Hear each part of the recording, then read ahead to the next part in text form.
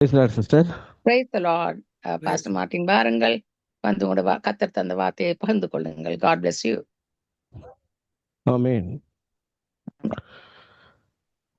Price the Lord. கர்த்தருடைய பரிசுத்த நாமம் மையப்படுவதாக. இந்த வேளையிலே மீண்டுமாய் இணையத்தின் வழியாய் சகோதரராகிய உங்களை சந்திப்பதிலே மிகுந்த பெருமகிழ்ச்சி அடைகிறேன். நாம் நேரடியாகவே கர்த்தருடைய வார்த்தைக்கு நேராய் கடந்து சொல்வோம். அதற்கு முன்பாக நாம் கடந்த வாரம் ஒரு ஜெபத்தை குறித்து பார்க்குறோம் பாருங்க. நம்ம ஜெபத்தை மையப்புள்ளியாக வைத்து பல சத்தியங்களை பார்த்து கொண்டு வந்திருக்கிறோம். கடந்த வாரத்தில் நம்ம பார்த்த ஜெபம் என்ன அப்படின்னா, 2 தெசலோனிக்கேயர்ல 3வது அதிகாரம் 1வது வசனம்.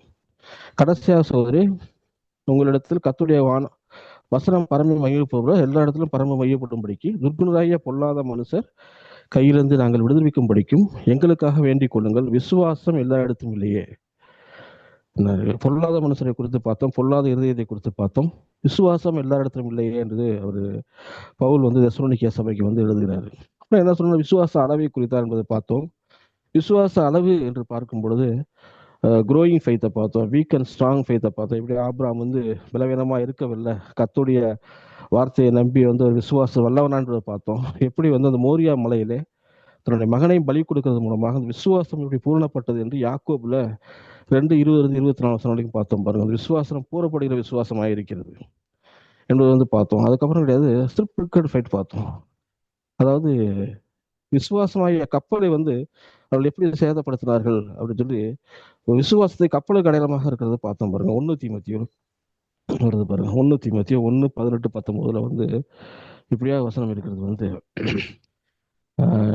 1:18 பிற்பது பார்க்கிறேன். நீ விசுவாசமும் நல் மனசாட்சியும் உடையவனாயிரு.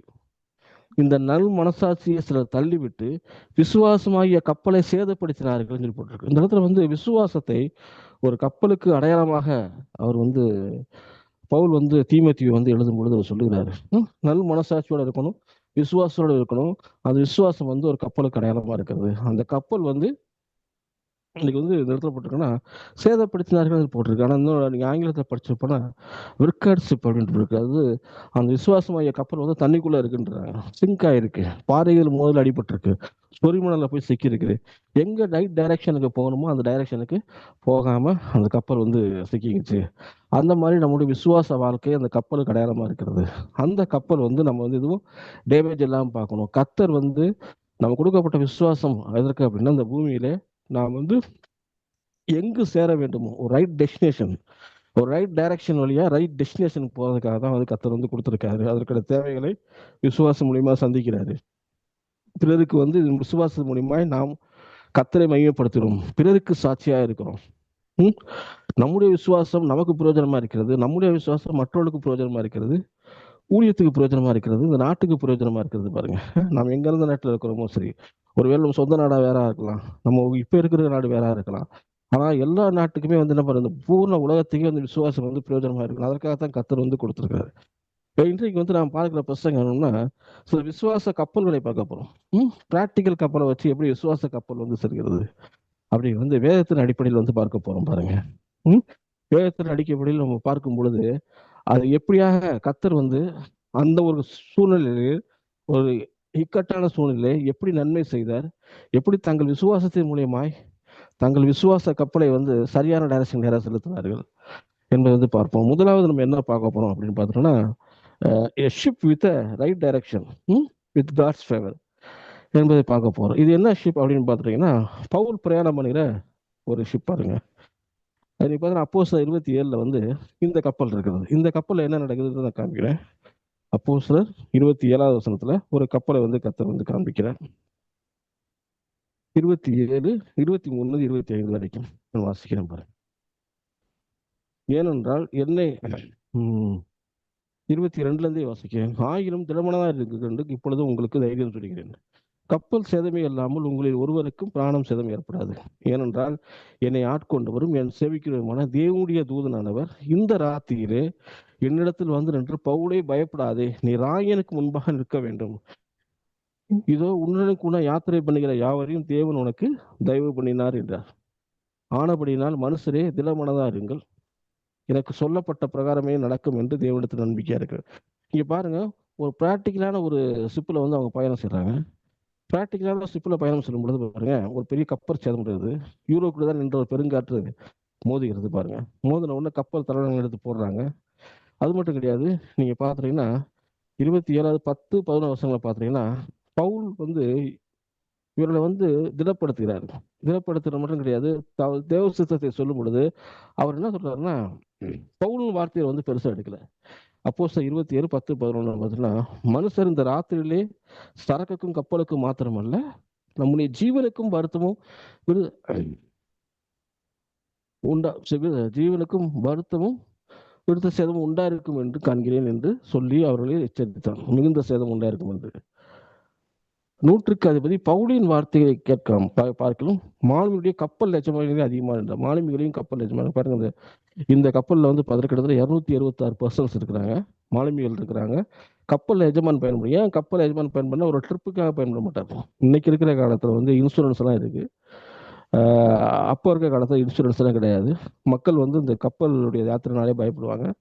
அவர்களுக்கு நம்பிக்கை வர்றதுக்காக கப்பல் எஜமான் வந்து கப்பல்லே வந்து அந்த ட்ரிப்ல வந்து ஒரு பயணம் செய்வார். அப்ப நம்ம இப்போ பணம் போட்டு கப்பல் வாங்கி கப்பல் எஜமானே வந்து தன்னோட உயிரை வந்து பெருசா வந்து பாதிக்காம போறாரு அப்படின்னா, நம்ம எல்லாரும் போய் அப்பதான் ஜனங்கள் வந்து அதில் பிரயாணம் பண்றதுக்கு போறாருங்க. அதுல வந்து பாருங்க, மிகப்பெரிய பிரச்சனை வரும் பொழுது அவர் வந்து எச்சரிக்கிறாரு பவுல். ஆனா வந்து அவர் வந்து பாத்தீங்கன்னா ஒரு கேப்டன் வந்து மாலுமிகளையும் கப்பலுடைய அந்த எஜமான்களை வார்த்தையும் தான் நம்புறாங்க. இந்த கப்பல் விசுவாச கப்பல் பாருங்க, இது வந்து பாத்தீங்கன்னா இந்த கப்பல் வந்து ரைட் டைரக்ஷன்ல போயிட்டு இருக்கு. ராயின் முன்பாக வந்து இவர் நிற்கும். ஏற்கனவே தீர்க்கதரிசனம் வந்து விட்டது. இவரும் தைரியமாக ஒப்பு கொடுக்கிறாரு. ஒரு ஒரு இறுதிக்கட்ட மரணத்துக்கு நேரா போற, இறுதிக்கட்ட விசாரணைக்கு நேரா போகிறாரு. இவருடைய விசுவாசம் பாருங்க. நீங்க இந்த பிராக்டிக்கல் கப்பலை விட்டுருங்க, இது வந்து அள்ளிக்குறி பிரசங்கன்னுவாங்க, ஆவிக்குரிய பிரசங்கம். இவர் வந்து பார்த்தா தன்னுடைய விசுவாசம் இதை பாருங்க, என்னை ஆட்கொண்ட தேவன் பாருங்க, எந்த டைரக்ஷன் எந்த சூழ்நிலை இருந்தாலும் தெரியுதான் என்னுடைய ஆட்கொண்ட தேவன் வந்து அவர் சரியா நடத்துவார். என்னை காப்பாற்றுறது என் நிமித்தம் என்ன பண்றாங்க, இந்த கப்பல் உள்ள யாவரையும் வந்து காப்பாற்றுவாங்க. சில பேர் சாட்சி சொல்லுவாங்க, ஆக்சிடென்ட் ஆகி போச்சுன்னா கத்தர் என்ன மட்டும் காப்பாற்றினார் அப்படின்னு. இல்ல, கத்தர் வந்து உங்கள் நிமித்தம் அனைவரையும் காப்பாற்றுகிற தேவன் தான் நம்முடைய தேவன். அதனால பாரு, இவர் சொல்றாரு பாருங்க, இவர் தன்னுடைய வாழ்க்கையில நான் சரியான டைரக்ஷன் போயிட்டு இருக்கேன், தேவ சித்தத்துக்கு நேரா போயிட்டு இருக்கேன், அந்த இடத்துல ஒரு காட்ஸ் ஃபேவர் எனக்கு வருகிறது, என் நிமித்தம் அனைவரை காப்பாற்றும்படி கத்தர் ஃபேவரை உண்டு பண்றாரு, என்னுடைய வார்த்தையில நம்புங்க அப்படின்ற மாதிரி அவர் வந்து சொல்லிடுறாரு பாருங்க. இப்படி சொல்லும் பொழுதுதான் அவருடைய வாழ்க்கையில வந்து பாருங்க, தன்னுடைய முழு விசுவாசத்தையுமே வந்து அந்த இடத்துல வந்து அவர் காண்பிக்கிறார். கப்பல் சேதத்துக்கு பயப்படல, யூரோக்கில் என்ற காற்றுக்கு பயப்படல, என்ன ஆகுமோ என்ன நடக்க போதும் தெரியல பாருங்க. மெலிட்டா டிவில போய் இறங்குறாங்க. அந்த மெலிட்டா டிவில அது ஒரு தலைவன் பேர் வந்து பிபிலியூன்ற தலைவன் இருக்காரு. அவருடைய அப்பா உடம்பு சரியில்லை. அவங்க அப்பாவை குணப்படுத்துகிறாரு. அங்குள்ள ஜனங்கள் எல்லாரையும் குணப்படுத்துகிறாரு. பாருங்க, இது பாருங்க, வெளிப்பிரகாரமான அந்த கப்பல் சேதம் உள்ள இருக்கிற அந்த விசுவாச கப்பலை ஒன்றுமே சேதப்படுத்த முடியல. எப்பேற்பட்ட பெருங்காற்று வரட்டும், பெரு சூழ்நிலை வரட்டும், அப்படியே வாழ்க்கையில ரைட் டைரக்ஷன்ல போறாரு பாருங்க. ரைட் டைரக்ஷன்ல போறாரு, தேவசத்துக்கு நேரா போறாரு. அங்க என்ன நடக்குன்றது அவருக்கு தெரியும். ரோம தேசத்துக்கு போறாரு. அங்க 2 ஆண்டுகள் வீட்டுல எடுத்து தங்குறாரு. அங்க ஊழியம் ஃபுல்லா செய்யறாரு, ஜனங்களுக்கு பிறந்தாரு. சிறைச்சாலையில் அடைக்கப்படுகிறாரு. சிறைச்சாலையில இருந்து என்ன பண்றாருன்னா, அவர் வந்து கடிதங்கள் சபைகளுக்கு வந்து எழுதுகிறார் பாருங்க. ஒரு விசுவாச கப்பல் பாருங்க. ஏதோ சூழ்நிலை வெளிப்புறமா நடக்கிற சூழ்நிலை உள்ள ஆவிக்குரிய விஷயத்த ஒரு பெரிய அஃபெக்ட் பண்ணல பாருங்க. அதுதான் விசுவாச கப்பல்றது, ரைட் டைரக்ஷன் போற கப்பல்ன்றது. சரியான டெஸ்டினேஷன் நேரா போயிட்டு இருக்க கப்பல்ங்கிறது அப்புறமா எந்த சூழ்நிலை மத்தியில் நடைபெற்று போனாலும் அதை வந்து மாற்ற முடியாது. ரெண்டாவது ஒரு கப்பல் என்ன சொல்லணும்னா, a ship with a positive attitude. எப்படி வந்து ஒரு கப்பல் வந்து அந்த கப்பல்ல போகும்பொழுது எண்ணங்கள் வந்து சரியா இருக்க வேண்டும், நம்மளோட வாயின் வார்த்தையில் கரெக்டா இருக்கணும். இது வந்து பாத்துட்டீங்கன்னா, நீங்க யாக்கோபுல வந்து எப்படியா போட்டிருக்கு பாருங்க, ஒரு கப்பலை பத்தி குறிப்பிடப்பட்டிருக்கிறது. யாக்கோபு 3வது அதிகாரத்துல கப்பல்களை பாருங்கள் அப்படின்றாரு. வாசிக்கலாம் பாருங்க. கப்பல்களையும் பாருங்கள், அவைகள் மகா பெரியவளா இருந்தும் கடுங்காற்றுல அடிபட்டாலும் அவைகளை நடத்தவன் போகும்படி யோசிக்கும் இடம் எதுவோ அவ்விடத்துக்கு நேராக மிகுந்த சுக்கானாலே சிறிய சுக்கானாலே திருப்பப்படும். இந்த இடத்துல வந்து ஒரு கப்பலை வந்து உடைய விசுவாச கப்பலை தான் பேசுறாரு. விசுவாச கப்பல்ல அந்த கப்பல்ல ஸ்டேரிங், சுக்கான்றது ஸ்டேரிங் பாருங்க. ஸ்டேரிங் என்ன, நம்முடைய நாக்கு தான். இப்போ நம்ம வந்து என்ன நினைக்கிறோம் அதுதான் நம்முடைய வாழ்க்கையை பேச போறோம். நம்ம எதை பேசுகிறோமோ அதுதான் நம்முடைய வாழ்க்கையில் நடக்க போகுது. அப்ப வேத வசனத்தை தியானம் பண்ணி வேத வசனத்தை பேசும்பொழுது ஆகும். அதனாலதான் வேத வசனத்தை படிக்கிறது ரொம்ப முக்கியம் பாருங்க. நம்ம பிரச்சனைகள் வந்து மத்தியில் போகும் பொழுது அந்த பிரச்சனைக்கு எதிராக முதலாவது தேவனுடைய வசனம் வர வேணும். வேத வசனத்தை வேதத்தை படிக்கும் பொழுது, வேத வசனத்தை தியானிக்கும் பொழுது, அந்த வேத வார்த்தை நம்முடைய இருதயத்தில் இருக்கும் பொழுதுதான் உடனே அந்த வார்த்தைகள் வந்து வரும் பாருங்க. இயேசு கிறிஸ்து 40 நாள் வந்து பிசாசினால் சோதிக்கையோட வனாந்திரத்தில் கொண்டு போகப்பட்டார். பிசாசை வந்து வசனத்தினாலேயே ஜெயிக்கிறார். ஏன்? இயேசு கிறிஸ்து வந்து வசனத்தில் நிறந்தவராய் காயப்படுகிறார். அது மாதிரிதான் இந்த இடத்துல வந்து நம்முடைய வாழ்க்கையில ஒரு பாசிட்டிவ் ஒரு ஆட்டிடியூட் இருக்கிறது என்றால், ஒரு பாசிட்டிவான வார்த்தைகள், விசுவாச அறிக்கைகள், இவையெல்லாம் இருக்கும் பொழுது இந்த விசுவாசமான கப்பல் வந்து சேதப்படாது பாருங்க. சொல்ற அந்த இடத்துல பார்த்துக்க, நடத்துகிறவன் போகும்படி யோசிக்கும் இடம் எதுவும் அவரை நடத்துகிறவர் சொல்லி போடலாம். தேவன் தான் அவங்க நடத்துறாரு, அவர் அவங்க கொண்டு போய் கரெக்டாக சேர்த்துருவாரு, அப்படிலாம் கிடையாது. அப்படின்னு பார்த்தா யூரோக்குள்ளதான்ற பெருங்காட்டு வந்திருக்கே கூடாது. ஆனா இந்த இடத்துல என்ன சொல்றாரு? ஒரே வார்த்தை தான், நடத்துகிறவன்னா நீங்கள் நானும் தான். நம்முடைய விசுவாசத்தை, விசுவாச கப்பலை நாம் நித்தியத்துக்கு நேராய் கொண்டு போகிறவர்கள் நாம தான். அதுல 1000 பிரச்சனை வரும், 1000 சூழ்நிலை வரும். அதை மூழ்கடிக்கிறதுக்கு விசுவாச கப்பலை சேதப்படுத்துற அந்த மாதிரி நம்மளை நாமளே சேதப்படுத்திக்க கூடாது. அந்த கப்பலை அது 1000 பிரச்சனை வந்தாலும் அதை சரியான டைரக்ஷன்ல கொண்டு போகும். அதுக்கு நம்ம மிகப்பெரிய சுக்கான இதுனா நம்முடைய நாக்கு தான். தேவனுடைய வார்த்தையை நாம் பேசும் பொழுது, தேவனுடைய வார்த்தையை நாம் அறிக்கையிடும் பொழுது, தேவனுடைய வசனத்தை நாம் தியானம் பண்ணும் பொழுது, நடத்துகிறன்னு போகும்படி எந்த இடத்துக்கு போகணுமோ, எந்த டைரக்ஷனுக்கு போகணுமோ அந்த டைரக்ஷனுக்கு போகணும். அதனாலதான் நம்ம வந்து எனக்கு இந்த எதிர்மறை காரியங்கள்லாம் சிந்திக்கவே கூடாது பாருங்க. தேவனுடைய வார்த்தையை மேல் நம்பணும், தேவனுடைய வசனத்தை மேல நம்பிக்கை வைக்கணும், தேவனுடைய வார்த்தையை நாம் பேசுகிறவர்களா இருக்க வேண்டும், தேவனுடைய வார்த்தையை தியானம் பண்ணுவதா இருக்க வேண்டும். அப்போதான் நம்ம சரியான வார்த்தை சரியான இடத்துக்கு நேராக வந்து அது வந்து கப்பலானது கொண்டு போய் சேர்க்கும் பாருங்க. அப்போ நம்முடைய விசுவாச கப்பல் எங்கே சரியாக செல்ல வேண்டும் என்றால், அது முக்கியமான தேவை ஸ்டீரிங் பாருங்க. ஸ்டீரிங் வந்து கரெக்டாக இருக்கணும். ஸ்டீரிங் கரெக்டாக இருந்துச்சுன்னா சரியான இடத்துக்கு போயிடணும். நம்ம ஒரு பக்கம் கிழக்க போகணும்னு சொல்லிட்டு நம்ம மேற்க போனோம்னா நம்ம சரியான இடத்துக்கு போக முடியாது. அப்ப நாம் பேசுகிற வார்த்தைகளுக்கும் நம்முடைய விசுவாசத்துக்கும் நாம் போகிற டெஸ்டினிகளுக்கும் மிகப்பெரிய ஒரு சம்மந்தம் இருக்குது. அதனால் நிச்சயமா வந்து நாம் பேசும் பொழுது சரியான வார்த்தைகளை பேசணும், விசுவாச அறிக்கைகள் பண்ண வேண்டும் பாருங்க. அது சரியான ஒரு டெஸ்டினேஷனுக்கு நேராக நம்ம வந்து கொண்டு போய் செல்லும் பாருங்க. மூன்றாவது நீங்க பாத்தீங்கன்னா, ship with right direction, sorry wrong direction, ஒரு தவறான ஒரு டைரக்ஷனுக்கு போற ஒரு ஷிப். இந்த ஷிப் என்ன அப்படின்னு பாத்துட்டீங்கன்னா, தேவ சித்தத்துக்கு எதிராகி போற ஷிப். நம்ம எல்லாத்துக்குமே தெரியும் பாருங்க. இந்த ஷிப்ல என்ன டைரக்ஷன் பார்ப்போம். மூன்றாவது தான் யோனா சபையில எடுத்து, யோனாவுடைய சாப்டர் எடுத்தா யோனா 1வது அதிகாரத்தை எடுத்தா தெரியும்.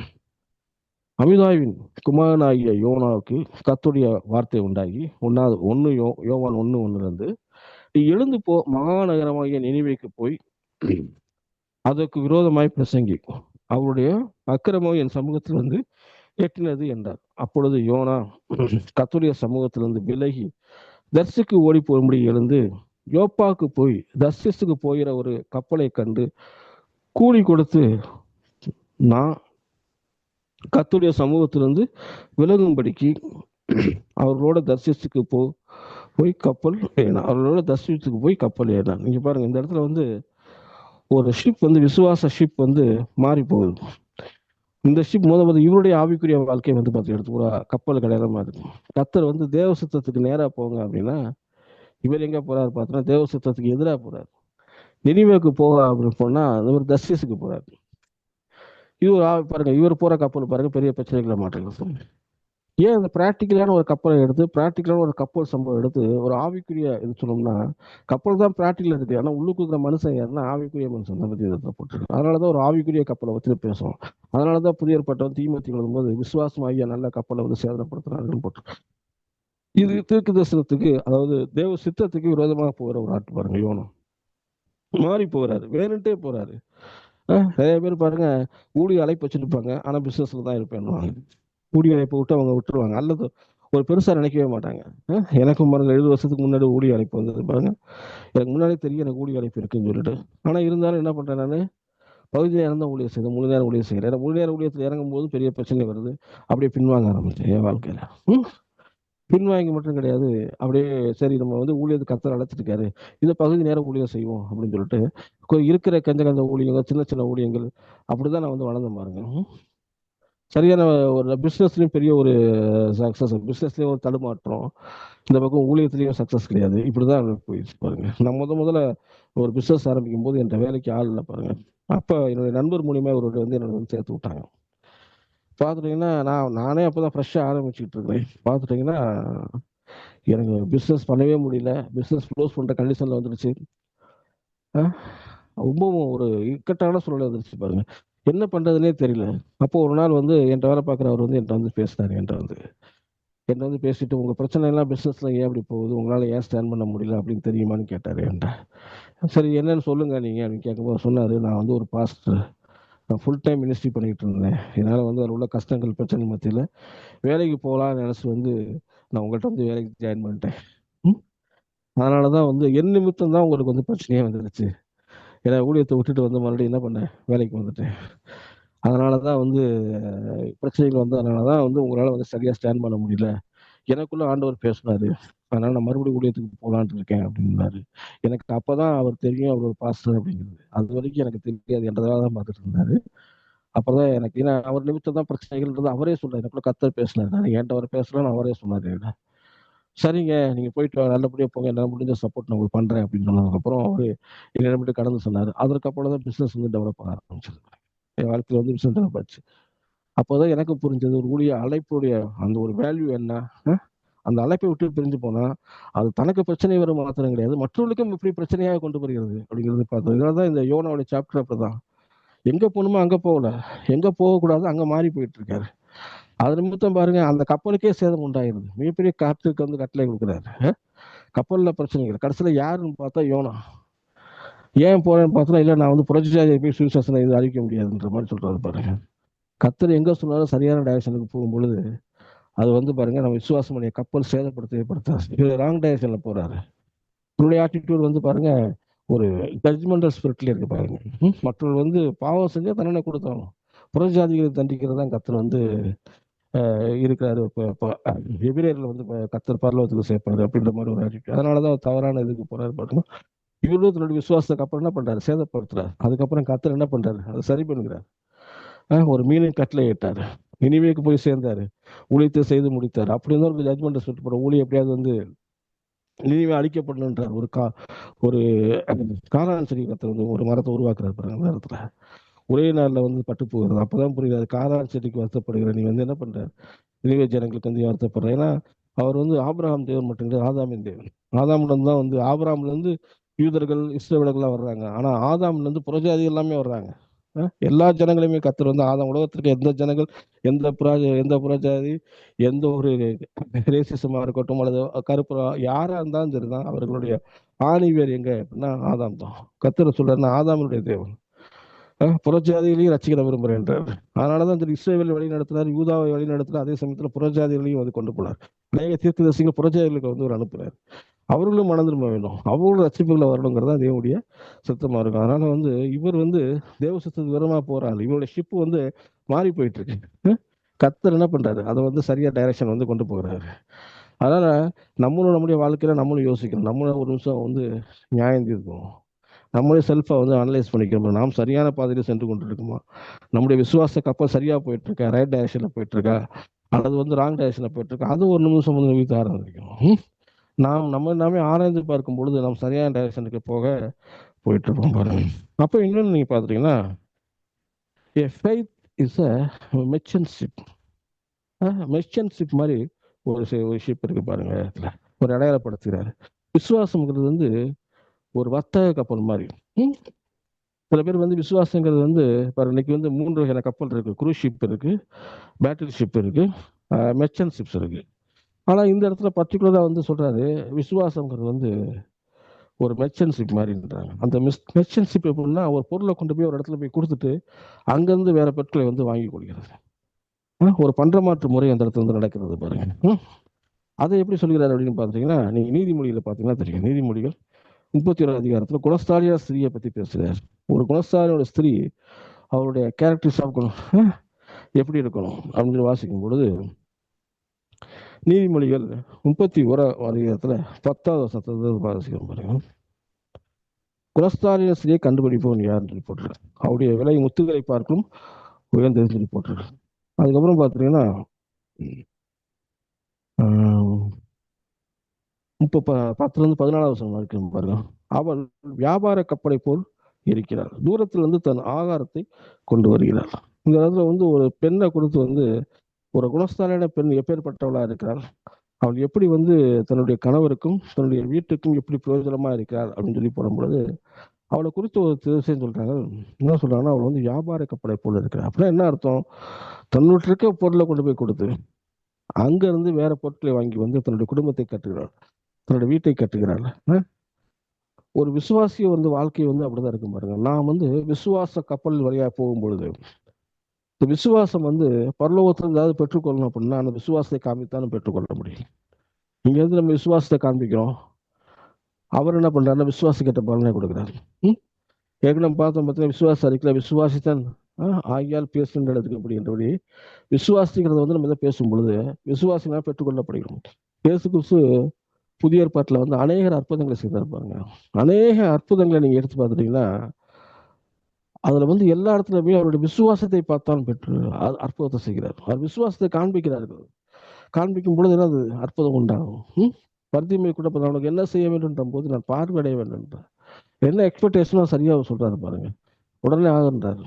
அநேகருடைய வந்து கூட்டத்து நடுவே வந்து பல்லாயிரக்கணக்கான மக்கள் வந்து இயேசுவை வந்து நெருக்கி தொட்டுட்டு போனாங்க. ஆனா விசுவாசம் உள்ள அந்த ஒரு பெண், அந்த ஸ்திரீ பாருங்க, அந்த விசுவாசத்தை காண்பித்து அவர் வந்து சுகத்தை பெற்றுக் கொள்கிறார். விசுவாசத்தின்படி ஆக கடவுள்ன்றாரு. நீங்க எல்லாம் பார்த்தோம்னா விசுவாசத்தின்படி விட விசுவாசங்கிறது ஒரு ஆவிக்குரிய பணம் மாதிரி. அதை வந்து தேவனுடைய ஆசீர்வாதங்களை விட்ரால் பண்ணணும் அப்படின்னா இந்த விசுவாசத்தை நம்ம கொடுக்க வேண்டும். ஒரு மெர்ச்சன்ஷிப், அப்ப அதனால சொல்றாரு விசுவாசம் ஒரு மெர்ச்சன்ஷிப் மாதிரி பாருங்க. நம்ம அவர்கிட்ட கொடுத்து விசுவாசத்தினால பெற்றுக்கொள்கிறோம். இந்த பூமிக்கு வேண்டியது அதான் பெற்றுக்கொள்கிறோம். அவர் இயேசு கிறிஸ்துவை விசுவாசிக்கும் பொழுது ஒரு நித்திய ஜீவனை அவர் வந்து கொடுக்கிறாரு. அதையும் நாம் பெற்றுக்கொள்றோம், அதை பாதுகாக்கிறோம். எல்லாத்துக்கும் விசுவாசம் தேவைப்படுகிறது பாருங்க. அப்படியே நம்ம கொண்டு பாதுகாக்கும் பொழுது நம்மளுக்கு நாம் நித்திய ஜீவனா போறோம் பாருங்க. இந்த பூமிக்கு வாழ்க்கைக்கு தேவையான அனைத்துமே என்ன பண்றாரு? விசுவாச கப்பல் விசுவாசத்தை தான் பெற்றுக்கொள்கிறோம். விசுவாசம் அப்படிங்கிறது பார்த்தீங்கன்னா ஒரு மெர்ச்சன்ஷிப் மாதிரி. சில பேர் என்ன பண்றாங்கன்னா விசுவாசங்கிறது வந்து க்ரூஸ் ஷிப் மாதிரி நினைச்சுக்கிறாங்க. இந்த இமைக்குரிய வாழ்க்கைக்கு மட்டும் வாழ்ந்த ஒரு க்ரூஸ் ஷிப்னா தெரியுமா, ஒரு லக்ஸரி லைஃப் இருக்கும். அது வந்து பாருங்க மேக்ஸிமம் டூர் தான் அதிகமாக போவாங்க. அந்த மாதிரி தான் நினைக்கிறேன். விசுவாசம் கிறிஸ்துக்குள்ள வந்துட்டாங்க அப்படின்னா நம்ம வந்து ஒரு க்ரூஸ் ஷிப் மாதிரி அப்படியே ஜாலியாக இருந்துட்டு கத்தவங்களை ஆசீர்வதிப்பார். நம்ம அப்படியே ஷோ பீஸாக இருந்துட்டுன்னா வீட்டில் ஷோ பீஸ் எங்கே வைப்போம்? ஷோகேஸில் தான் வைப்போம். ஷோகேஸில் வைக்கிறதுனால என்ன பிரயோஜனம்? பார்க்கறதுக்கு அழகாக இருக்கும், அவ்வளோதான். அந்த மாதிரி வந்து இவங்க க்ரூஸ் ஷிப்பில் மட்டும் போயிட்டு அப்படியே ஒரு என்ஜாய் பண்ணிட்டு வந்துடுவோம். கிறிஸ்துவ வாழ்க்கைங்கிறது இப்படி தான். நம்ம கஷ்டப்பட்டு வந்தால் கத்த உயர்த்தினாரு, அப்படியே ஜனங்கள் மத்தியில் நம்ம அப்படியே இருந்துட்டு அப்படியே போயிடுவோம்வாங்க. இவங்க சில பேர் அப்படி இருப்பாங்க பாருங்க. அவங்களால ஊழியத்துக்கு எந்த பிரயோஜனம் கிடையாது, சுவிசேஷ தாகமே இருக்காது, சுவிசேஷம் செய்கிற சபையாக வந்து அந்த குருசு சபை இருக்காது. அவர்கள் வந்து அப்படியே இருப்பார்கள் பாருங்க. அவர்கள் வந்து தன்னை வந்து மேன்மைகளாக காமிக்கணும். அந்த மாதிரி ஆட்கள் கிடையாது பாருங்க. சில சபையில் வந்து பேக்டர்ஷிப் மாதிரி இருக்கும். நீங்க பாத்தீங்கன்னா எப்பவுமே அங்க ஜெபம் நடக்கும், எப்பவுமே வந்து ஒரு இது பண்ணிட்டு இருப்பாங்க பாருங்க. அந்த மாதிரி சபையில நான் இருந்திருக்கேன். அந்த குருஷிப் மாதிரி சபையில நான் இருந்திருக்கேன். பேக்டர்ஷிப் மாதிரி சபையில வந்துட்டு இருக்கும். எப்பவும் ஜெபம் பயங்கரமா போயிட்டு இருக்கும். நல்ல ஒரு போவாங்க. அவங்க உலக காரியங்களை பொறுத்து பெருசா அக்கறைப்படவே மாட்டாங்க. எப்பவுமே அவங்க ஆவிக்குரிய போராட்டத்துக்கு ரொம்ப முக்கியத்துவம் கொடுப்பாங்க. ஆவிக்குரிய காரியங்கள்ல வந்து பெரிதாக பார்ப்பார்கள். ஆனா கர்த்தர் வந்து என்ன சொல்றாங்கன்னா, இந்த உலகத்திலையும் கர்த்தர் வந்து நம்ம உலகத்துல தேவனுடைய ஆசீர்வாதம் அனுபவிக்கும். நாம் அநேகரை கிறிஸ்துவ என வழிநடத்த வேண்டும். பரலோகத்துக்கு வந்து நம்ம நித்திய ஜீவன் நேராக சொல்லணும் பாருங்க. பரிசுத்த வாழ்க்கையும் காத்துக்கொள்ள வேண்டும். அப்படிப்பட்டவர்களாம் நம்ம வந்து இருக்க வேண்டும் பாருங்க. ஆனா உண்மையாலுமே கிறிஸ்தவ வாழ்க்கை வந்து பேட்டர்ஷிப் மாதிரி இருந்தா உண்மையாலுமே அது நல்லா இருக்கும். அந்த மாதிரி இருக்கும் பொழுது நம்மளுடைய வாழ்க்கையில வந்து ஒரு மிகப்பெரிய வெற்றி இருக்கும். எப்பவுமே வந்து நாம் வந்து ஒரு எழுப்புதல் கான்சியஸாவே இருப்போம். எப்பவுமே வந்து பாருங்க நம்ம ஒரு நாட்டை இருக்கும். நம்மளுடைய வாழ்க்கையில ஜெபங்கள் குறையாது. நம்மளுடைய வாழ்க்கையில வந்து தேவனுடைய சம்பந்தப்பட்ட அனைத்து காரியங்களும் வந்து இருக்கும் பாருங்க. ஆனா அது மட்டும் கிடையாது, நம்மளுடைய மெர்ச்சன்ஷிப் மாதிரி பண்டமாற்று செயலாக இருக்க வேண்டும். விசுவாசமாய கப்பல் வந்து பாருங்க விசுவாசத்தை காண்பித்துக் கொண்டே இருக்கணும் பாருங்க. கர்த்தர் இடத்துல ஒவ்வொருவரையும் தேவனிடத்துல சுகத்தை பெற்றுக்கொள்ளதா இருக்கட்டும், ஆரோக்கியத்தை பெற்றுக்கொள்ளதா இருக்கட்டும், ஆத்ம ஆதாயத்தை பெற்றுக்கொள்ளட்டும், சபைக்கு பிரோஜனமா இருக்கட்டும், ஒரு நாட்டுக்கு பிரோஜனமா இருக்கட்டும், எல்லாத்துக்குமே வந்து விசுவாசம் தான்.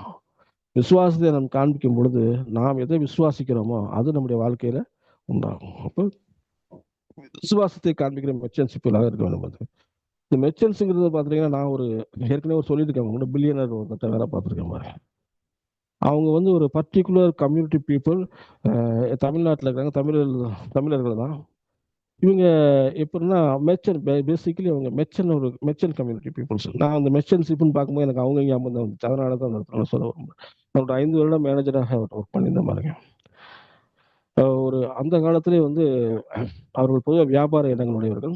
பெரிய ஃபினான்ஸ் தான் அவங்களுடைய பேசிக்கான ஒரு கான்செப்ட் தொழில் உழைப்பாங்க பாருங்க. நான் என்ன கம்யூனிட்டின்னு பேர் சொல்ல விரும்பல. அவர்கள் வந்து பார்த்தீங்கன்னா இன்னைக்கு இருக்க இந்தியாவில் இருக்கிற, நான் இந்தியாவில் வந்து பேசுகிறேன், இந்தியாவில் இருக்கிற இன்னைக்கு இருக்கிற கவர்மெண்ட் பேங்க்ல 2 பேங்க் அவங்க தான் வச்சிருந்தாங்க. ஒரு காலத்தில் ஓனா பிரைவேட் பேங்காக வச்சிருந்தாங்க. அதை தான் கவர்மெண்ட் நேஷனலைஸ் ஆக்குனாங்க. அப்பேற்பட்டவர்களாக இருந்தாங்க. பெரிய பெரிய ஃபினான்ஸ் மினிஸ்டர்ஸ், ஃபினான்ஸ் சம்மந்தப்பட்டவங்க அந்த பர்டிகுலர் அந்த கம்யூனிட்டி பீப்புள் தான் வருவாங்க பாருங்க. அவங்களோட பேசிக்கான தொழிலே வந்து இந்த மெர்ச்சன்ட் தான். இங்க இருந்து ஒரு இடத்துக்கு போவார்கள். ஒரு இடத்துக்கு போய் இங்க இருக்கிற இந்தியாவில் இருக்கிற பொருள் அங்க கொண்டு விற்பாங்க. அங்கிருந்து வந்து வாங்கிட்டு வந்து இங்க வந்து விற்பாங்க பாருங்க. தன்னுடைய பணத்துக்கு வந்து என்ன பண்றாங்க, அவங்க இன்ட்ரெஸ்ட் எல்லாம் கொடுத்து அவங்களோட வாழ்க்கை தரவே வித்தியாசமா இருக்கும். அவங்க ஊருக்குலாம் போனோம்னா வீடெல்லாம் வந்து பெரிய பெரிய வீடா இருக்கும் பாருங்க. ஒரு வீடு வந்து ஒரு ஸ்ட்ரீட்ல ஆரம்பிச்சுன்னா இன்னொரு ஸ்ட்ரீட்ல எண்ட்ல போய் முடியும். நான் போய் பார்த்துருக்கேன் பாருங்க. அப்படி இருக்கும் வீடெல்லாம் பார்க்கறதுக்கு. அப்படி இருக்கும். ஒரு தடவை போய் என்கிட்ட வந்து ஒரு இத நான் ஊருக்கு போறேன், கீ வாங்கிட்டு வாங்க அப்படின்னு சொன்னாங்க. என்னதான் கொஞ்சம் நம்பகமான பொருளை வாங்க அனுப்புவாங்க. அவங்க ரிலேஷன் ஒருத்தர் போய் நீங்க கீ வாங்கிட்டு வாங்கன்னாங்க. நான் சரி கீ தர பாக்கெட்ல போட்டு வந்துருவோம் அப்படின்னு சொல்லிட்டு போகும்போது அவங்க பெரிய பேக் எடுத்து கொடுத்து இதுல வாங்கிட்டு வாங்கினாங்க. நான் வந்து ஒரு சாவி வாங்குறதுக்கு எதுக்கு பேக்கு? என் மனதில் என்ன நினைச்சேன் அப்படின்னா, நிறைய சாவி கொடுப்பாங்க உங்களுக்கு, பேக்ல போட்டு கொண்டு வரணும். வீடு பெரிய வீடு இல்லை, அவங்க வீடு பெரிய வீடுன்னு எனக்கு தெரியும் சொல்லிட்டு நான் போனா ஒரே ஒரு சாவி தான் கொடுத்தாங்க. அந்த ஒரு சாவியை வந்து ஒரு சின்ன ஒரு கடப்பாறை, மினி கடப்பாறை மாதிரி இருக்கு. அவ்வளவு பெரிய கீ. அப்படி செல்வ செழிப்பாய் வாழ்ந்தார்கள். அவர்களை குறித்து தான் வந்து என்ன பார்த்துட்டீங்கன்னா இந்த மெர்ச்சன்ட் தான் என்ன அப்படிங்கிறத வந்து நான் வந்து பார்த்துக்கொண்டேன் பாருங்க, கற்றுக்கொண்டேன் பாருங்க. 5 வருடங்கள் அவரோட இருக்கும் பொழுது அந்த மாதிரி ஒரு காரியங்களை கற்றுக்கொண்டேன் பாருங்க. அது மாதிரிதான் சொல்றாரு, ஒரு ஸ்திரீயானதோட ஒரு குணஸ்தான ஸ்திரீ எங்க பேசும்போது மெர்ச்சன்ஷிப் மாதிரி இருக்கா.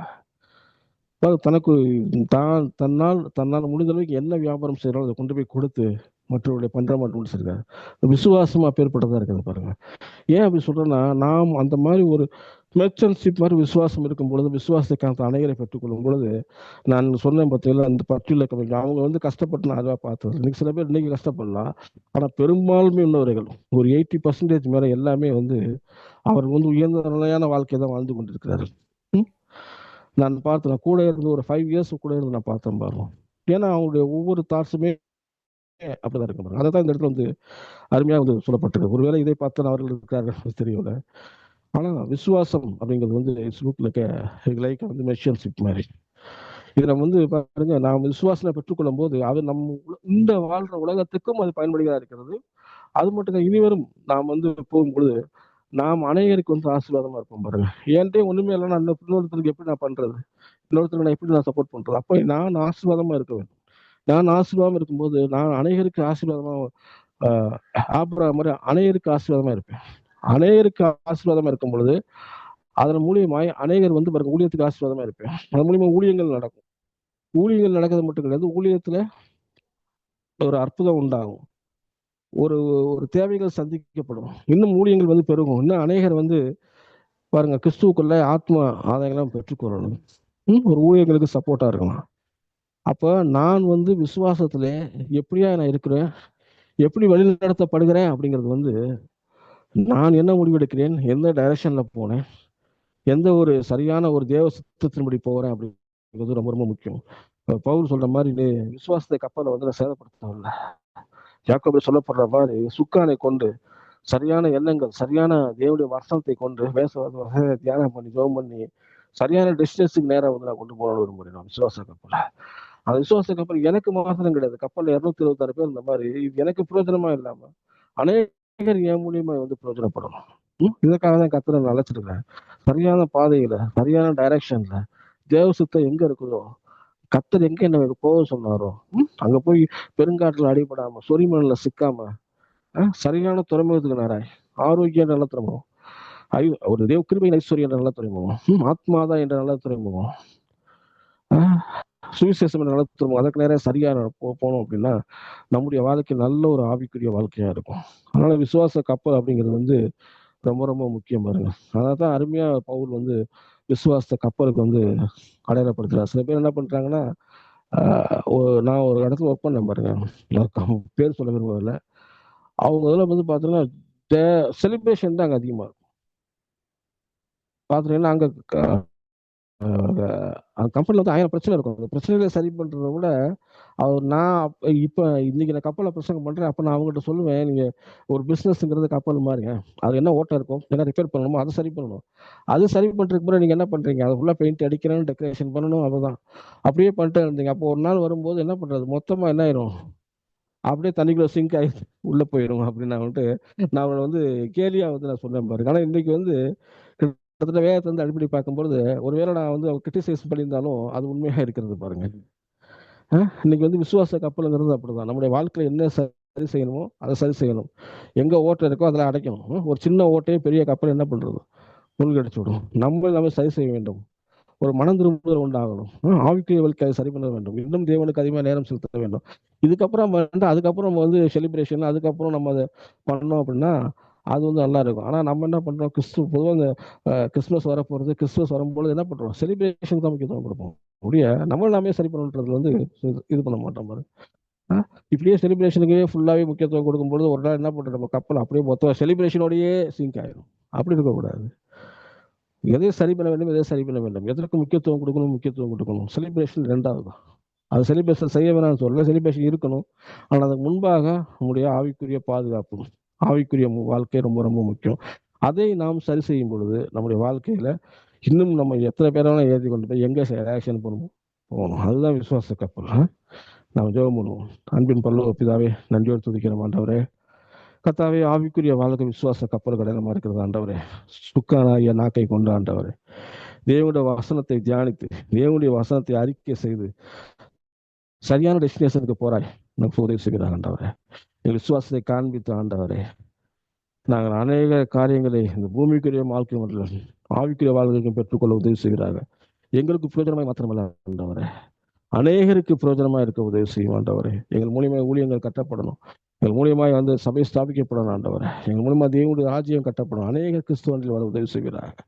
உங்களோட ஆவிக்குரிய வாழ்க்கை ஒரு கப்பலை போன்றது ஆண்டவர். அந்த கப்பலை பாதுகாத்து சிரமமில்லாமல் சரியான டேரக்ஷன் போக உதவி செய்யும். உங்களுடைய கருத்துல போய் இயேசு நாமத்தில் நல்ல பிதாவே, ஆமென்.